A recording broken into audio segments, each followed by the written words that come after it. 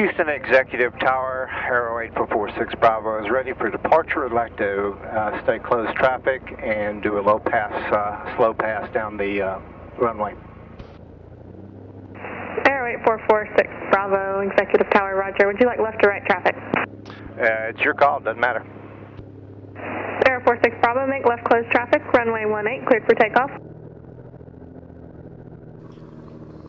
Okay, the intent of this particular exercise is to show you how to handle crosswinds. On this particular day, we're taking off here at Houston Executive. The winds are about 10 gusting to 19 at 2:30.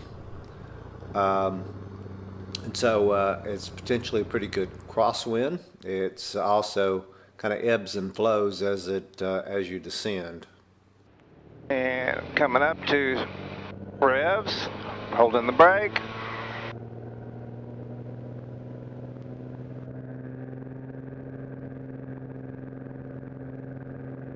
You can see that I've got the yoke far over to the right, and as I accelerate, I'm pulling out more and more of it. Lift the front. As I lifted the front, the wind kind of died down, and I had to kind of recover a little bit back to the left. I'm holding a hard right rudder here, and at the same time crabbing to the right into the wind. The airplane has quite a bit of P factor, so during climbs you need to hold some right rudder. You're coming up. Just put the gear up. Now I'm going to follow and do the left closed traffic.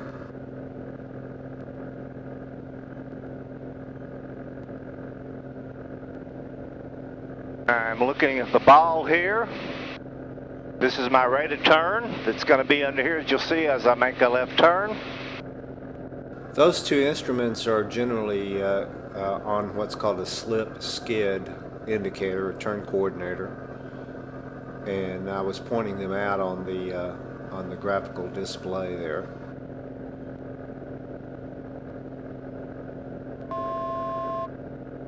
By the way, that is my altitude alerter saying I'm at traffic pattern altitude.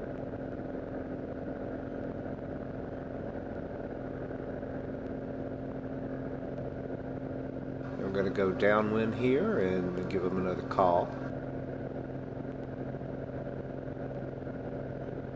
Go to the left. Good, and proceeding the turn a little bit. By preceding the turn, what I'm talking about is I'm hitting a little bit of left rudder right before I actually turn the aileron to better coordinate the turn.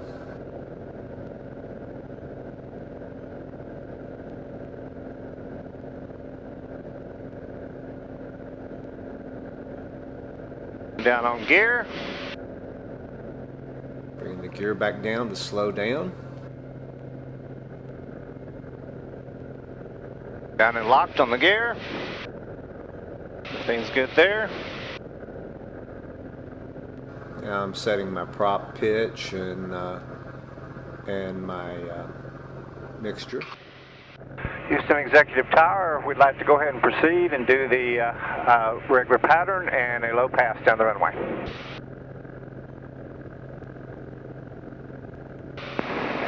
Aero 46 Bravo, roger. Traffic departing prior to your arrival, runway 18, cleared low approach. Cleared low approach, 46 Bravo. Okay, so I'm going to continue to decelerate here, and then I'll put down a notch of flaps. I will do this approach with the gear out and a notch of flaps, and this will give me just enough control to be able to go fairly slow down the runway. And the intent here is to show you how you can control against a crosswind very easily by using the rudder and the ailerons.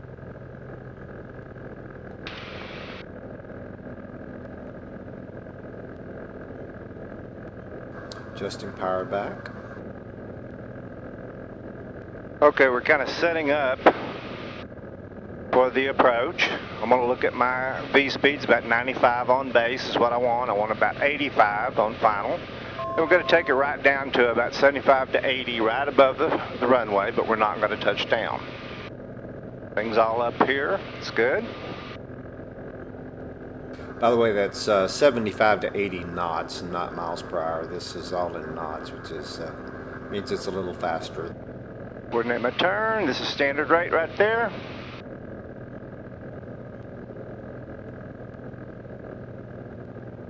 It's making it shallow because we've got quite a bit of a headwind coming over on that side. Bonanza 72 Kilo, report 4 west. 4 west, Bonanza 72 Kilo. You'll see me shift back and forth between the two cameras to kind of show how it looks from inside the cockpit as opposed to right there at the windscreen. The camera at the windscreen tends to take away some of the directionality of the way the plane is flying because it kind of wraps around. Okay, we're kind of established in a crab. Making any final adjustments, and I'm going to go ahead and go down to 85. Come up with that. Then I'm going to go ahead and take it down just like we're about to land. As you can see, coming down this way, about to land wouldn't work because I'm not pointed down the runway. So you got to use the left rudder to point down the runway. Then, of course, you use the ailerons to move across the runway from right to left. And you'll see I'm moving over to the right side of the runway now. I'll reverse it and then, again, using the rudder as necessary to point it down the runway. So I'm now on the left side of the runway. And I'm going to kind of float back across the other side.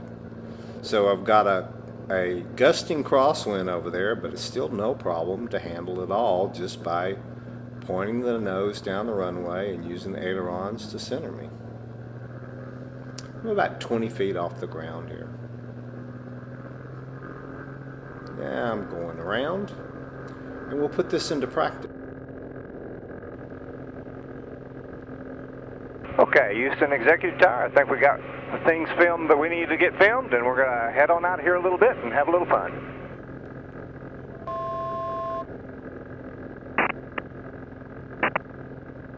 Now we're coming over to Sugarland.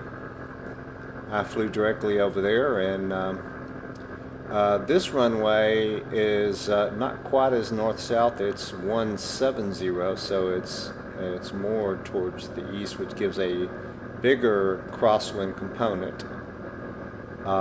It's 11 knots gusting to 19.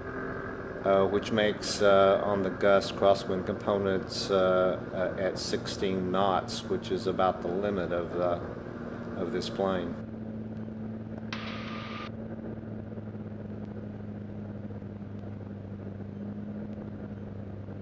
You can hear me coming back in the throttle, and basically I'm holding the nose straight via the rudder and using my ailerons to position myself across the runway. What you're seeing, this movement here, is because the wind is gusting. Still holding it straight down the runway. Going through my flare. Here we go. Touchdown. To the right. To the left. And the nose.